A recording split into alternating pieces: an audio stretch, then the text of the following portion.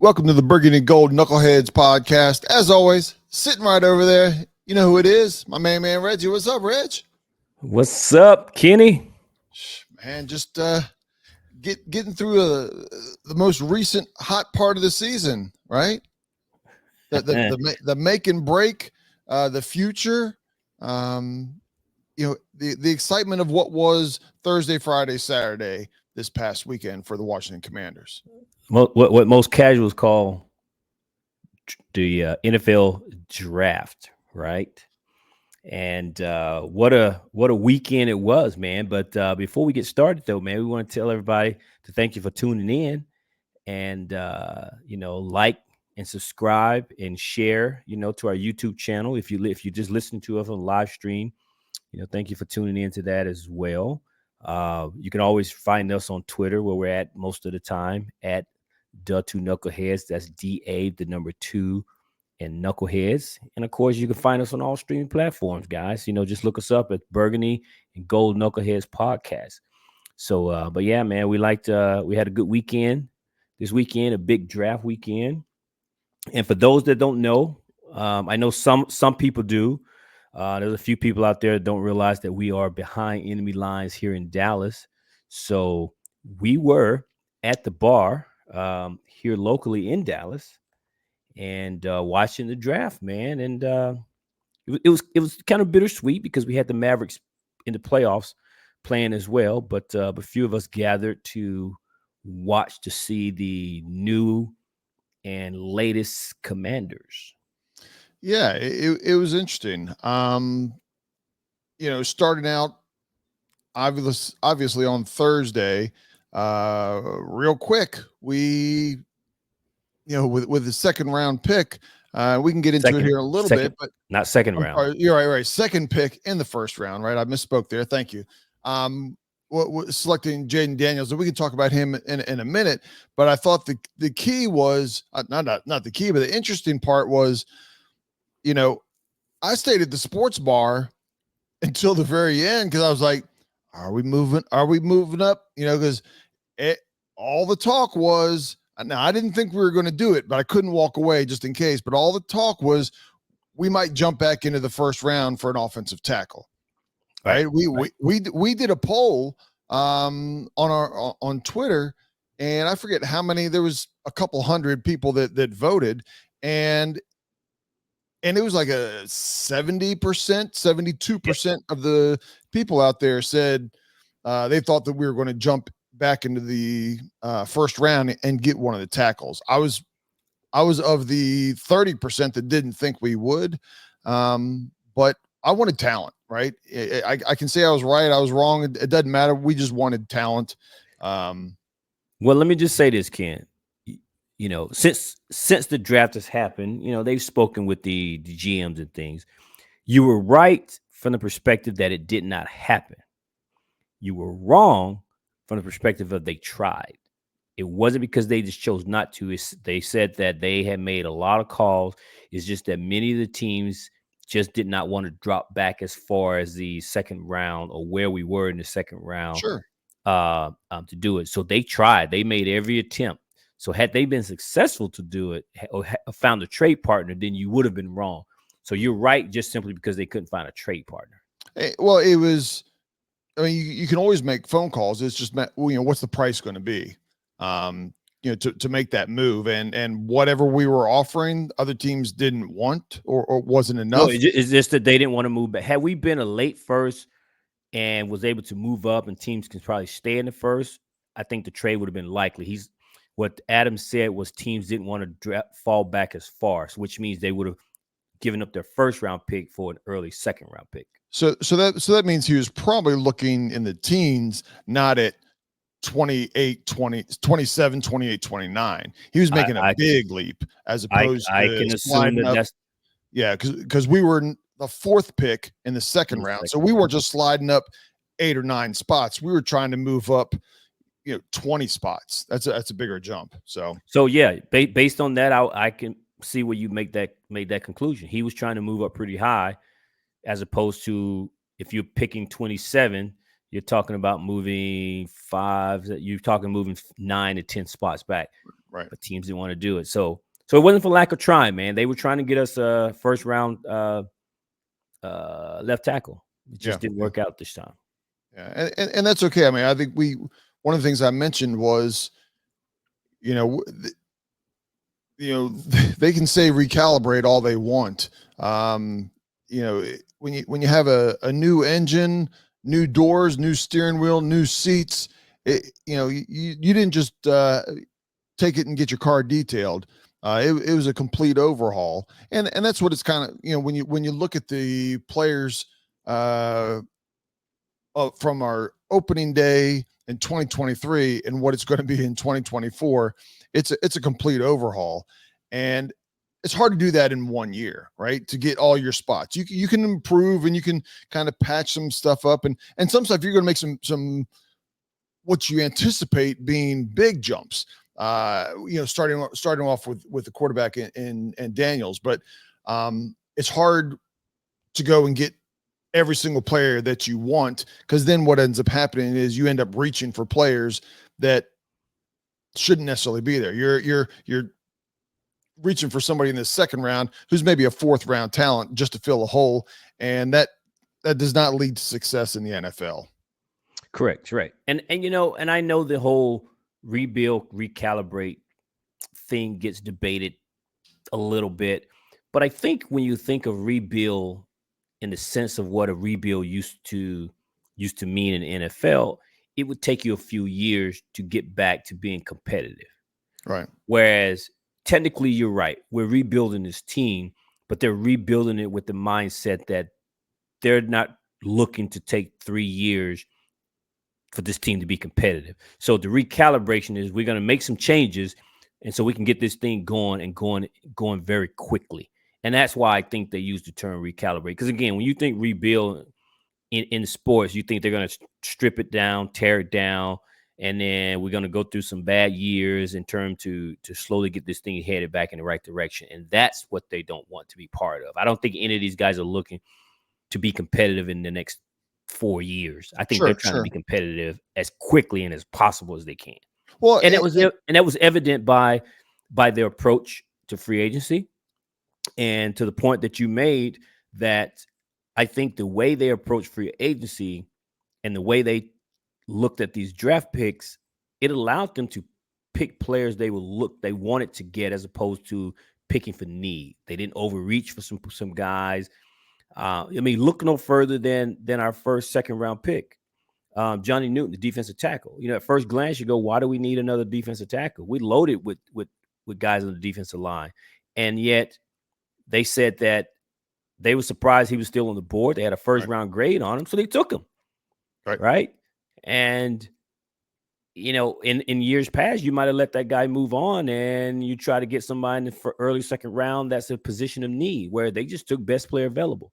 So clearly, because they were all over the board, they took tight end, they took safety, they took cornerback, they offensive alignment. I mean, they got a wide receiver. They went all over the place on those 9 picks, which again leads to they were just picking players that they thought were going to be able to come in and help them regardless of position.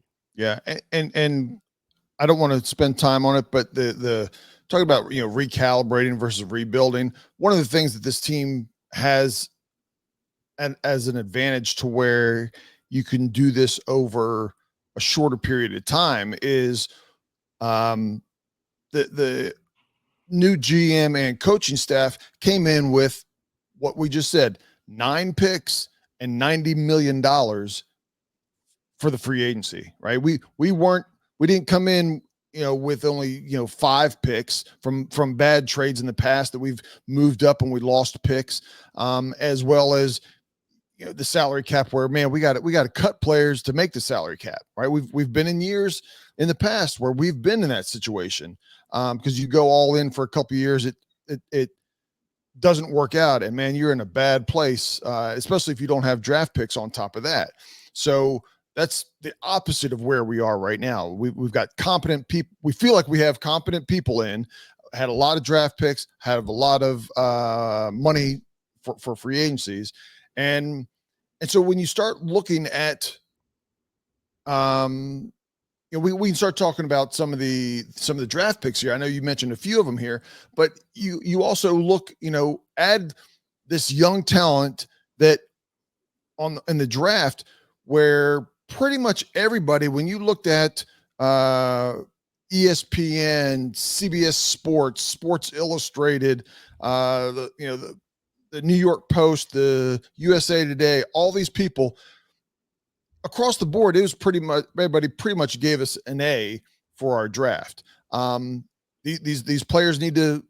You don't know how they're going to pan out, right? There's been first round busts, and there's been seventh round last pick of the guys who take teams to Super Bowls as a quarterback. You don't know, but you need to coach them up, and you do your best to evaluate that talent. But when you take the 9 players that we selected with a grade of an A by most people, right? Then you start throwing in a new center, a new tight end, a new running back, new linebacker, 2 new linebackers. We let Chase go, we let Sweat go, and we brought in free agency 3 defensive ends. Oh yeah, by the way, we drafted a defensive end out of Notre Dame also. So there's a rotation. This is a whole new team, right? Opening day, you better have your card out with all the numbers and all the names, because you're like, oh man, 51. That was a great tackle. Oh, who's 51? And you have to look at your card as you're learning, right? But I think on, also we mentioned. Man. Well, I'm on a roll here, man. On the offensive tackle situation, I mentioned it while we were at the bar. There were, I believe, 8 offensive tackles taken in the first round. Now, this isn't going to be for every single team, but there's going to be some teams that drafted a high-priced offensive tackle. They're going to end up cutting a tackle that might be 29 years old. Decent tackle. He's just not the future. And that's how we got Charles Leno, right? Charles Leno was doing an okay job in Chicago, and then they drafted in the first round an offensive tackle. They let Charles Leno go, and Charles Leno was a solid offensive tackle here for 5 years, roughly. No, he wasn't. No, I think he was here like 3-4 years, I think. Okay, 4 years.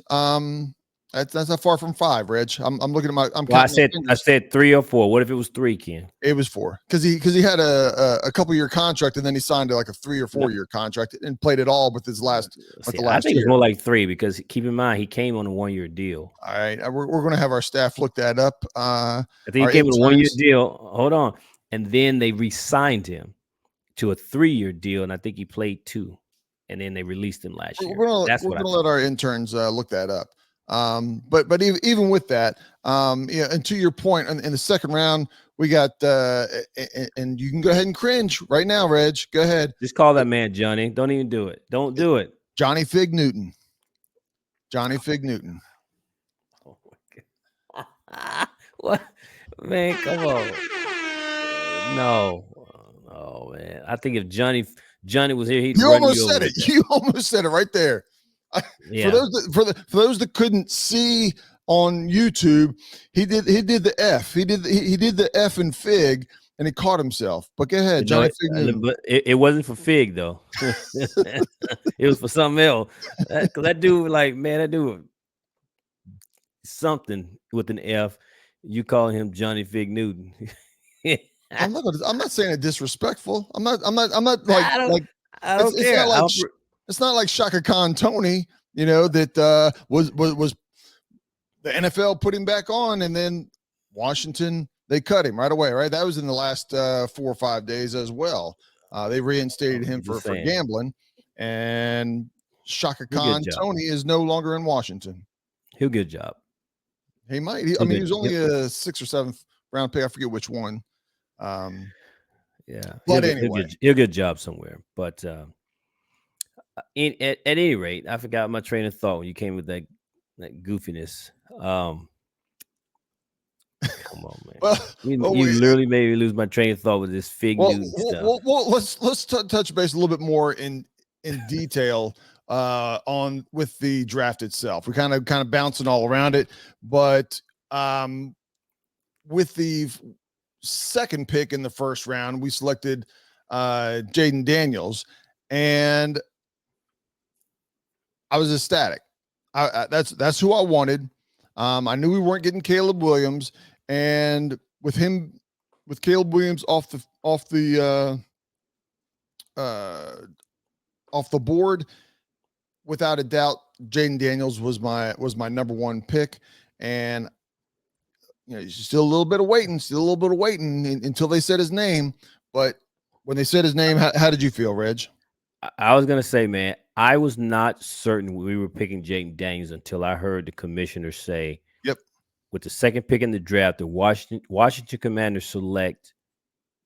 And even when he said was he gonna say JJ? I mean, I was like, and it wasn't until he said Daniels. I'm like, oh, okay, that's the guy, because I truly did not know, and because I didn't know, I didn't. We have no history with this front office to know what they like to do. So for all I know, they could have liked another quarterback. Right. And I think it's, so I was very happy that we picked Jaden Daniels. It was, as we talked about in some previous podcasts, that was kind of where I was leaning. And I would have been a little bit disappointed had they chosen someone else. I would have still supported not only the player, the team, but also the front office had they chosen a different guy. But I was happy that they chose Jaden Daniels. Now I find it interesting though that for months the debate was between Drake May and Jaden Daniels. Right. And it has since come out that it had come down to Jaden Daniels and JJ McCarthy. Right. And Drake May wasn't even one of our options. So, this goes back to the trading Sam and, because they were going to bring in Drake. They didn't want things to be awkward and people just trying to read tea leaves and figure out things. But it was always Drake May and Jake Daniels, and JJ McCarthy was an afterthought. And but the front office liked him a lot, and it was basically Jake Daniels' job to lose, so to speak. I think Sure. as Adam Peters had talked about, they liked him from the start, but they had to go through the process. And going through the process just confirmed a lot of things that they had seen, heard, read, and had hoped for. And so I was extremely happy that they picked Jake Daniels. Yeah. And same here, right? And then after that, so we're two quarterbacks off the board immediately. Drake May goes to New England. And you think, okay, there's going to be one more, maybe two more. Man, there was 6 total in the top 10. Is that right? Top in the 12, top 10? top 12. Top 12. And I did not expect, I thought there was a chance that 2 could slide. It wouldn't have surprised me if only 4 were selected in the first round. I know there was 5 names, not really 6, but potentially 5 names that were talked about, but it wouldn't have surprised me if 2 names slid to the second or third round, but they certainly didn't, right? I never thought that. I didn't think that they would go as early as they did, but I knew Vegas was going to be looking. I knew that I'm drawing a blank here. Denver was going to be looking. Of course, Minnesota is going to be looking. Sure. I'm not knocking them for looking. My question would have been, how when I mean looking, that they were really considering drafting the guys. I mean, well, and then and quarterback is a position where we were talking earlier about not reaching for an offensive tackle. Quarterback is the position where people will reach. They'll reach every year, a couple rounds, right? Yes. I mean, Bo Nix could have gone 3rd round. Definitely second round. Definitely into the second round. If not according to Sean Payton, though. Not according to Sean Payton. Yeah, and Sean Payton thinks that he pulled the wool over some people's eyes by by making phone calls and doing, oh, I tricked him. He didn't trick nobody. Hey man, he's the smartest guy in the room, right? Well, But I let mean, if he would have tricked them, then people would have gone and now maybe he tricked people that jumped over top of him to make sure that they got their guy, but clearly their guy wasn't Bo Nix, or they would have gotten him. I don't think Bo Nick Denver was going to be threatened by anybody if Bo Nix was their guy.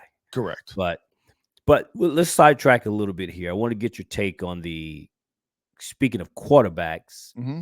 The talk of the draft, at least on the first day or two, was Atlanta picking Michael Penix at number 8. Right.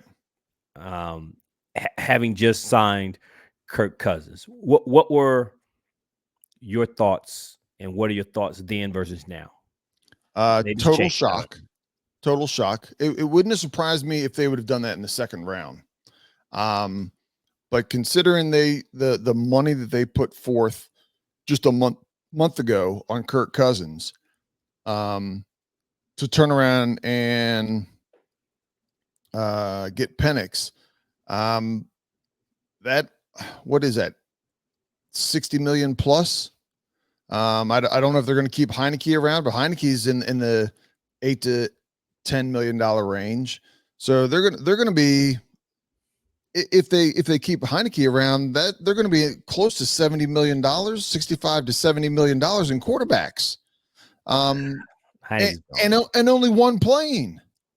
Right. It'd be different if it's your starting quarterback and this is a big year. You know how you pay people up front now and then later it's easier, things like that. Or you have a $50 million quarterback and you want a solid backup because you're going to make a Super Bowl run. And so you have a solid backup and you're paying him $10 or $12 million and you break that 60 million. But they got a rookie and Heineke and they're playing close to $70 million.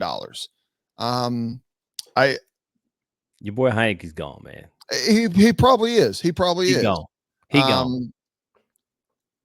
But with that being said, if it works out for him in the future in the long run, that's fine. I just think a top 10 pick for a backup quarterback that you have plans for 3 years from now,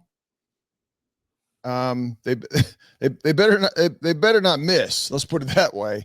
That you spent that along with the money and got nothing out of, when you could have had a hell of an offensive lineman, a hell of a wide receiver. I mean, I know they're pretty good at wide receiver, but you could have had a solid player at number 8. But time will tell. Well, to your point, right? Players, just because a guy's picked in the first round doesn't mean he's going to pan out. So they could have went any position, and it doesn't necessarily mean it's pan out. But I'll say this, man. When I first heard it, I had my mouth on the floor, extremely shocked, like most people were. But I started hearing people talk about it and started thinking about it. I actually changed my stance on it, and we talked about it briefly, but I'll keep it short here. And essentially, what they've done is if Michael Penix is the guy that they think he is, and like some people felt that he could be, they just felt like he needed some work.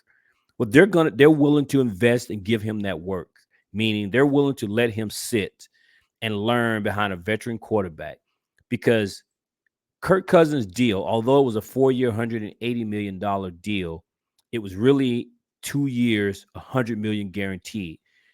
Well, a quarterback of Kirk Cousins' stature in today's NFL, he's a $40-50 million quarterback.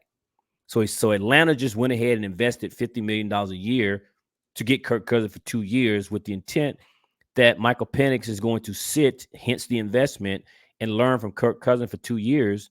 And then that gives you, because he's a first round pick, gives you 3 years to work with Michael Penix until he's due an extension. So we all know that quarterback is the hardest position to feel in the NFL. And so if they hit on this, they have now secured themselves at least a minimum of 7 years of having good quarterback play and maybe beyond if Micah Penix turns out to be a real deal that they expect him to be.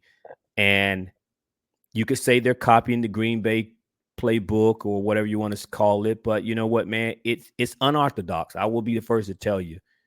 But when you consider that they knew they weren't going to get their guy in the second round, the third round, because it's a gamble with some of these later round quarterbacks. Right.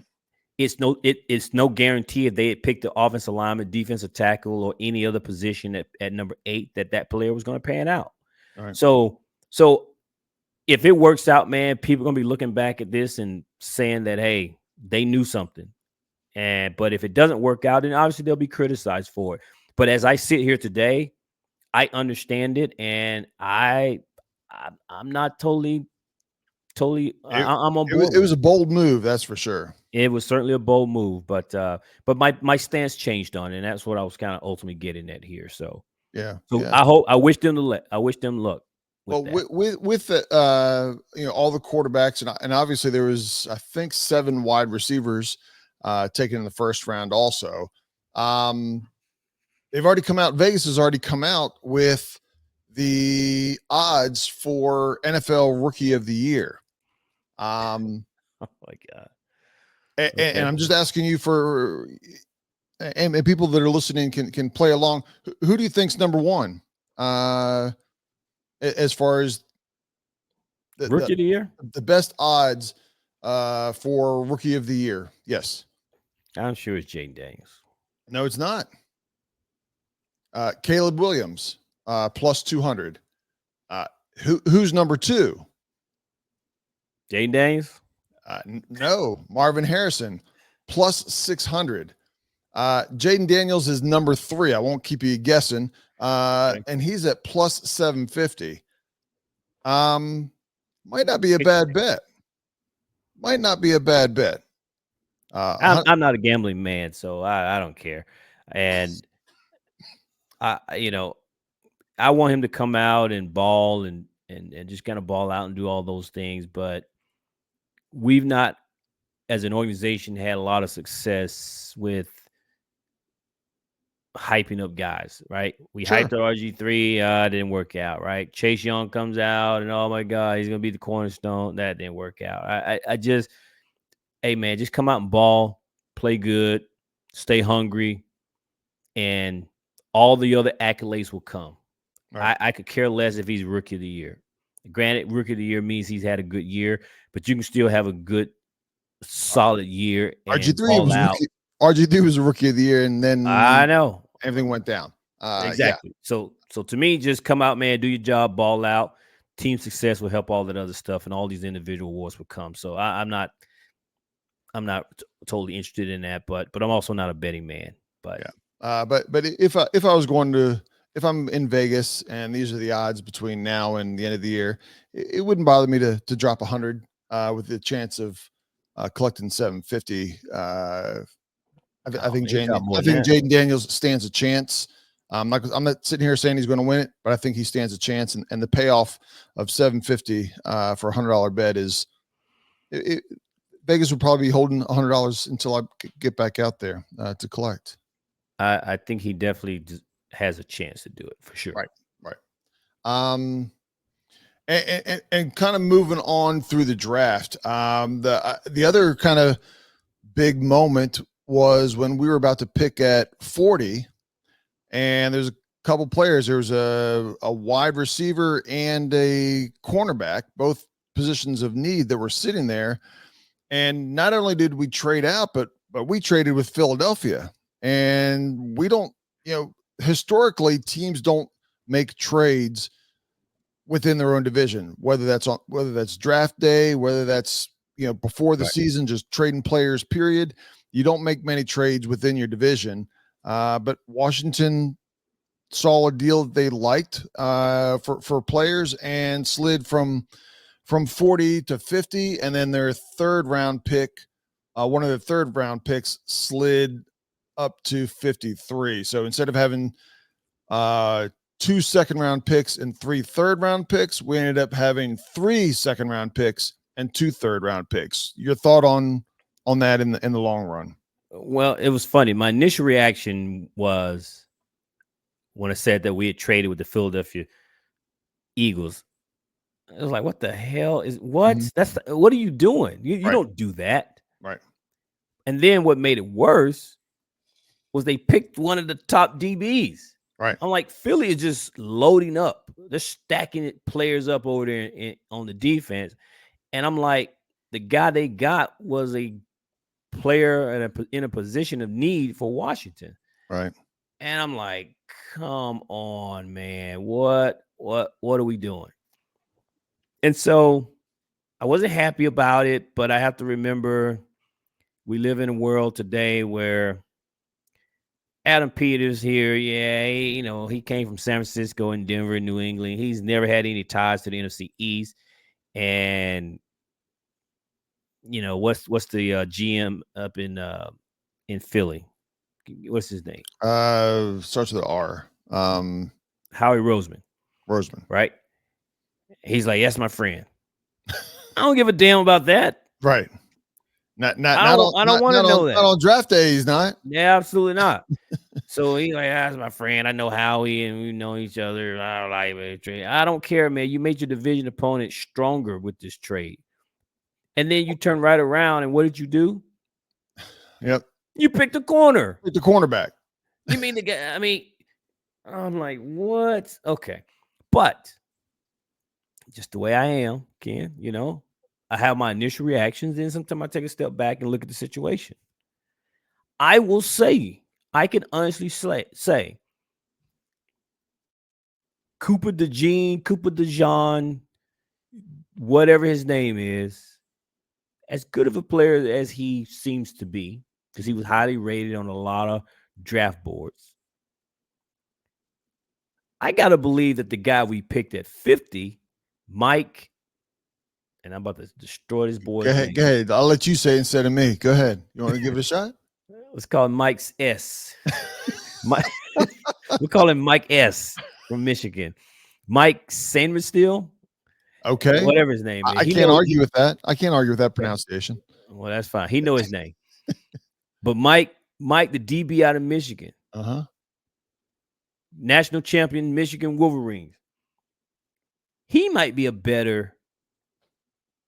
might be more of the type of player that Dan Quinn and those guys like, because he's an aggressive, arrive violently type player, more so than Cooper DeJean. Not saying that Cooper's not a tough player, but he was more of a playmaker, getting some interception, things of that nature.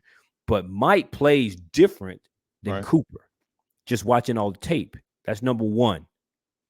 Number two, Mike plays the slot, which Right. is a position of need for us. Whereas Cooper, not to say that he can't play the slot, but that's not where he predominantly played when he played. Is he Iowa? I think is where he was. Yes. Yes. Iowa State. He was one of those schools. Yeah. Iowa. Yeah. So you got a player that plays a little bit different style, and he plays more on the outside. Whereas Mike Sainristil, if I'm saying his name right, for Michigan, plays a slot and plays more aggressive. He fits a little bit more in the style of play that they like to run. And so again, I'm like, okay. I still don't like the fact they traded and helped Philly get stronger, Right. but they did pick the kind of guy that they like to play, and they picked up a extra second round pick in the process. Yeah. Time will tell. Right. If our players end up panning out, then I don't have any complaints with it.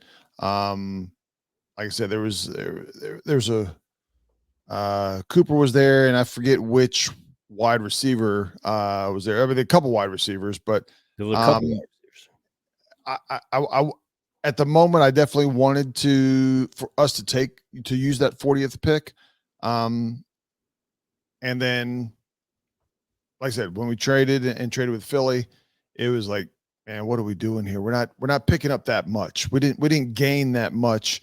I didn't feel from a trade perspective, uh, considering that we held the position, we should have benefited more than Philadelphia. And I don't know that I feel like we did. Time will tell. That's, you got to wait and see how everything plays out. But I just didn't feel like we had done a little bit better than than Philadelphia Well, on the well, exchange of picks. and I hear you when you say that, right? But when you look at the guy we drafted next, because of the trade with Philly, we got what was, which again wasn't a deep draft in the tight end, but we drafted a football player, a solid football player, All right. again in a position of need at pick number 53 that we would not have been able to do had we not been in the position after having that trade with Philadelphia, which was our third second round pick. And listening to Adam Peters, everyone heard him. They talked about no, he wasn't comparing it to these guys, but the style of George Kittle and Kyle Juszczyk. Right. So this kid played a little bit of fullback in the backfield. He's a hell of a blocking tight end, and he's a good pass catching tight end as well. Does a little bit of everything. So without that trade, we're not in position to draft tight end being Sanat out of Kansas State. So you say we didn't gain a whole lot, but man, then we don't have the tight end on our roster, which I think they have big plans for this guy.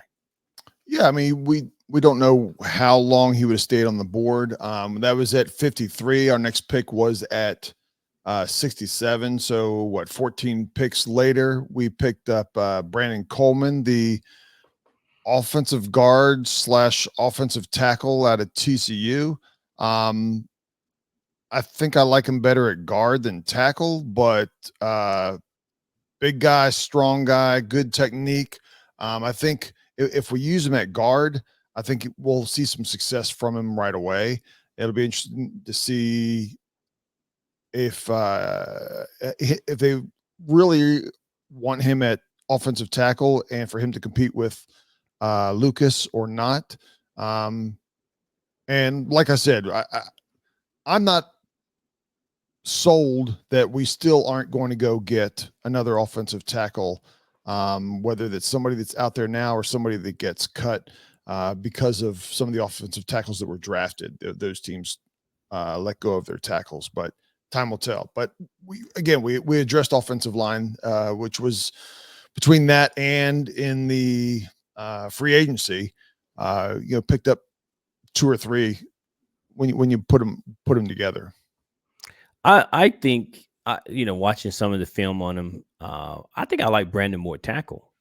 Yeah, and I do, and of course you already know that I'm cool with Cornelius Lucas. But nonetheless, if he doesn't start the year at tackle and he plays behind Wiley or plays behind Lucas, and he learns a little bit and take over, man, I'm totally fine with it. I like the kid at tackle, because again, you got Nick Allegretti that we got as a guard. You got Sam Cosmi as guard, and then they have Brayton Daniels, the fourth round pick from last year that got hurt. right. He's going to come back. So there's just some additional linemen that they've drafted, that brought into the fold, that they're going to work with and learn to teach and all that. I don't disagree that if there's an opportunity to upgrade the tackle position, that they will do so. I think a lot of people thought that after the draft we would kick the tires on the big mammoth tackle for the Jets, Mekhi Becton, Right. Yep. and but apparently we didn't show any interest in him. A few teams showed some interest in him. We were not one of the teams, and where did he go? Oh, has he signed? I missed that sign Yes, because I had my eye on yes, him. To your point there, yes, yes. No, he signed. It might have been with the Eagles, but he signed. of course. Yeah, It yeah. makes too much sense if he signed with the Eagles. You got your screen up? I can pull it up here. Yeah, yeah. I know he signed. I think it was with the Eagles. Don't quote me on it, but I think it was with the Eagles. But again, I do know he signed shortly after the draft, and immediately I thought, man, this kid, if he stays a little bit healthy, I think he would be a good pickup for us in free agency. But apparently we weren't interested. And I don't know if it's because of his injury history or what the situation was, but we didn't apparently show any interest and kick the tires on him. So Yeah, I do believe. Yeah, he did sign a 1-year deal with the Eagles. Yeah. Yeah. So I believe that they have a plan. And as I tweeted out, I said, Adam Peters and those guys know our positions of need. And they know that they want to upgrade the tackle position. And I'm pretty sure they're looking. And whether that is players getting cut or whatever, um, they'll do it. I have faith that they'll fill that hole. Yeah, yeah. And again, this is there's a lot of moving parts here, and to think that we're gonna plug in long term people at all these positions in 1 year is tough. Like I said, we're talking about more than a 50% turnover um, this year, right? So be, the fact that our team improves dramatically, sniffing the playoffs is and I don't mean falling in backwards into the playoffs. I mean truly being competitive, and falling short in the playoffs would be a big step forward in 1 year with the changes that we've put in place, right? Especially if Jaden Daniels ends up being that guy.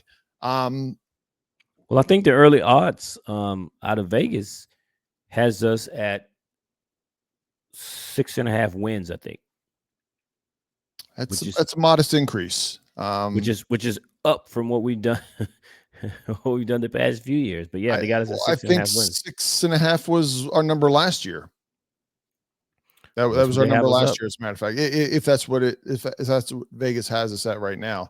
Um, Finishing out the draft in the third round, we um, Adam Peters' familiarity with the McCaffrey family got us Luke McCaffrey. The fifth round, we picked up McGee out of linebacker out of Temple. Got a safety out of Washington, Dominique, I'm sorry, Hampton, and then ended in the seventh round picking up a an edge Defensive rusher end. out of Yeah. Notre Dame.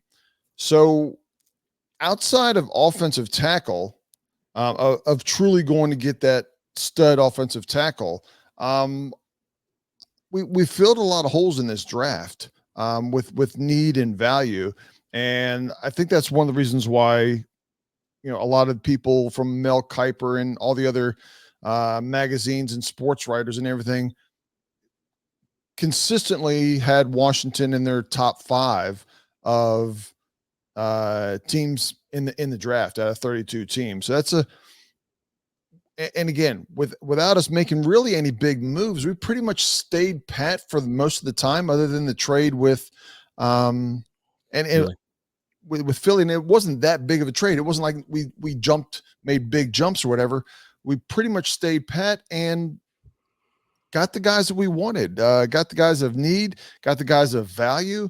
Um, First year, I think very well done by this staff. Again, the staff is only a couple months working together. I mean, I'm sure they're spending a lot of time and have gelled and everything. But what do you expect next? And I'm saying this. What do we expect next year in the draft and the next year after these guys have been working multiple years together and have uh, that camaraderie and just in sync with everybody. Yeah, because when they came in, due to the firing and the interview process and everything took place, these guys are talking about internally. There was a lot of talk about 70 days to hit the ground running and go through all of this process and get ready for the draft. And that was through Senior Bowl, the combine, and everything was accelerated in order to get ready for this. And so now next year they have a full season to go through and be a little more prepared, a little more runway to be prepared for the same situation next year. But there was not a lot of prep time, so there was a lot of hours that they put in. Let me say this about these players here. The reality of this is, of these 9 players, potentially half of them won't work out, right? Long Um, term, yeah. right, long term. And we don't know which ones will. And, Obviously, if you get half of them, that's probably not bad considering you get 9 players and you can get 4 or 5 players out of this draft that becomes whether they're starters or role players here Right. on this team for years to come. But what was interesting about it is 7 out of the 9 players that they drafted were captains on their college teams. So you're talking guys that are in leadership position, guys that are going to come in because the team is new.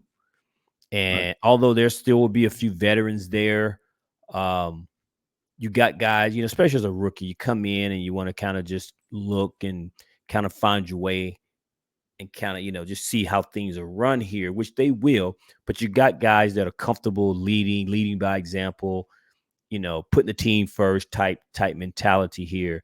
And for these guys trying to change the direction and the projection of this team, man, you got 7 out of your 9 players are former team captains in college. Says a lot about the individuals that they drafted and brought to this team, man. So they're picking their kind of guys, right? Yeah. Yeah. Um, and I think if you out of 9, if 6 out of the 9, right, a high number, if 6 out of the 9 turn out to be very solid players, a couple really good players, but one of those 3 that doesn't make it is Jaden Daniels, it's going to be a failed draft, right? Yeah, It'll oh be for viewed sure. upon as a failed draft. So Jaden Daniels, I mean, Jaden Daniels can be a all pro quarterback, and everybody else can fail, and it's a success. So it's definitely weighted heavily at the quarterback position, and I can't wait to see him on the field. I will say this though, in some cases, and you're right, right? People will look at this if Jayden Daniel doesn't pan out, and a lot of these other guys do. They'll still talk about it being a good draft because these guys would be cornerstones and contributors on the team for years to come, and they'll just talk about what they would talk about the most will be probably Jake Daniels, but it wouldn't be a failed draft. Um, but we would say, well, then you look at what San Francisco did. If a lot of these other guys become key players on this team down the road, and Jake Daniels doesn't pan out, you still position yourself to where you got a solid team, and they take a swing, whether it be in the draft again for quarterback once again, or you're in a position to trade for a veteran because someone else got a quarterback on their team that wants a new contract, wants out of the situation, or whatever the case may be, and you bring that quarterback into our team where, hey, we got a pretty solid team put together here, and we just need to add a quarterback. So obviously, I want Jake Daniels to be successful here. We want all good vibes, man. We don't want Yeah, no yeah. injuries. We don't want this kid to be a bust and all that kind of stuff. But Well, but my point to that was if these other guys hit, then it's not all is lost because you still have uh, added some key pieces to your team, and well, you still got to have a good team around quarterback, no matter how good they are. to piggyback on that, you look at everybody that we drafted, and Adam Peters comes from San Francisco, who had um, Jimmy Garoppolo, right? And they went and signed Trey Lance, but they still drafted Brock Purdy, right? They knew they had what they anticipated as 2, and they still went and got a third. Well, lo and behold, they kind of did the same thing this year. They went and signed one of the largest undrafted free agent bonuses in quarterback Sam Hartman out of Notre Dame. Yep. 200. I mean, normally these guys are getting a high number is a $50,000 bonus. Normally it's 20, 30, $40,000 bonus. He ended up walking away with a $240,000 signing bonus, guaranteed. And so that's telling you that they like something about this guy. They plan on him being a developmental player on this team. Doesn't mean he's ever going to start. You want Jaden Daniels to be the guy and never have to worry about Sam Hartman seeing the field whatsoever, other than preseason. But they thought highly of him enough to make sure they went out and get him, and then lured him into Washington as opposed to another team with a sizable signing bonus for an undrafted quarterback. Well, if nothing else, we learned last year and even years in the past, man, you gotta have a solid backup. So if Hartman can develop into a key backup quarterback for us, that's great, right? Yep. Yep. But then also, if you got this kid and you develop him and he starts showing what he can do in the preseason, now you got a trade piece. Yep. Because someone would want to give, because people, as you mentioned earlier, we tend to overvalue and overdraft quarterbacks. And this guy throws a few passes in preseason, and someone says, oh, wait, well, what can he do in our system? And Right. they'll be willing to trade us draft pick Right. probably Right. Right. Right. for a guy for him to come in and compete and be a starter in their system. Sure. So yeah, absolutely, man. I did read that about this Hartman kid, and of course, apparently he's a good-looking guy, long hair, long flowy hair, Yeah. and people, Keep your Twitter and daughters people are keep your already, daughters away from him. Yeah. yeah, people are already swooning over him. So I don't care, man. As long as he can spin the ball, that's what I care about. Absolutely. Absolutely.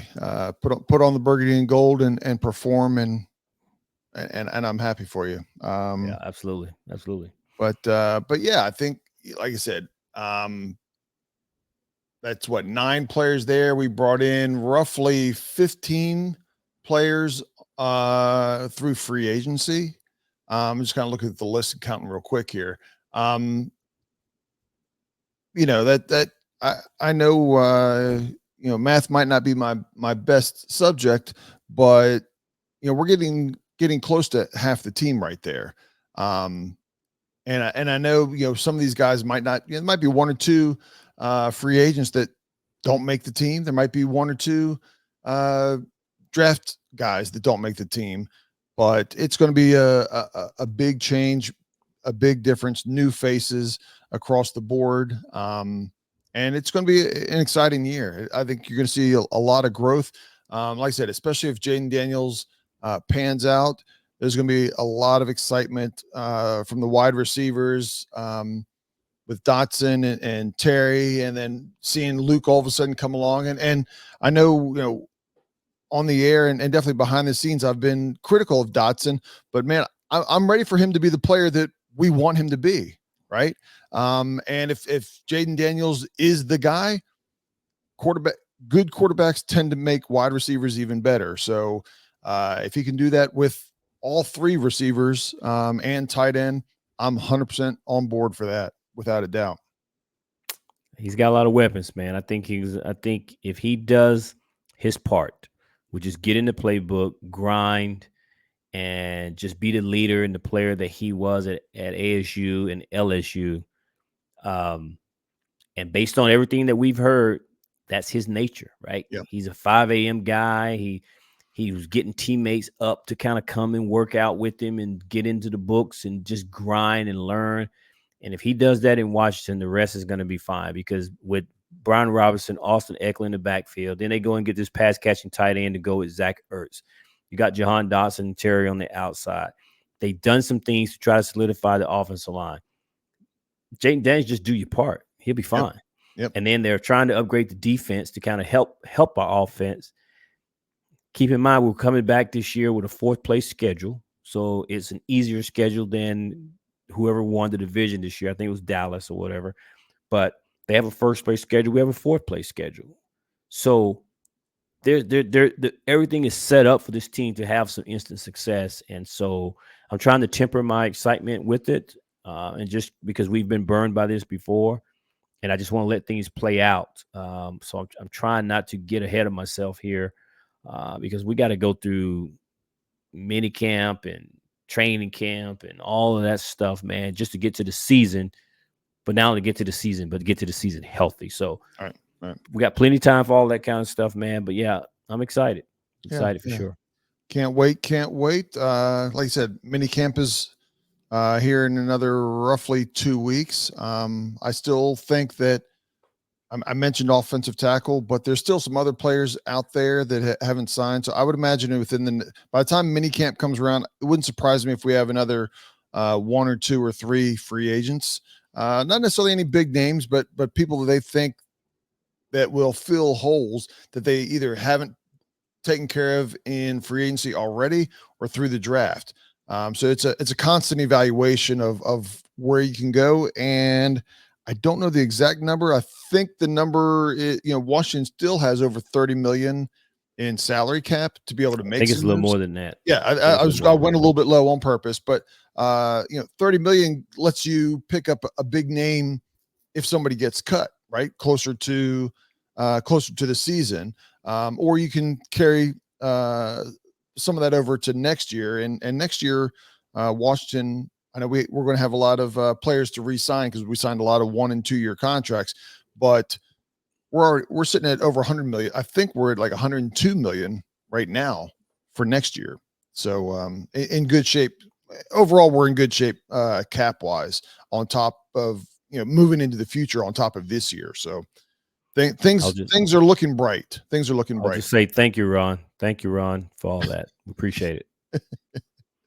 Absolutely. Absolutely. You got anything else for us, Reg? That's it, man. That's all I got. Well, everybody reach out to us on Twitter. Throw some comments in here, what you think. Till next time, peace out, Knuckleheads. Peace out.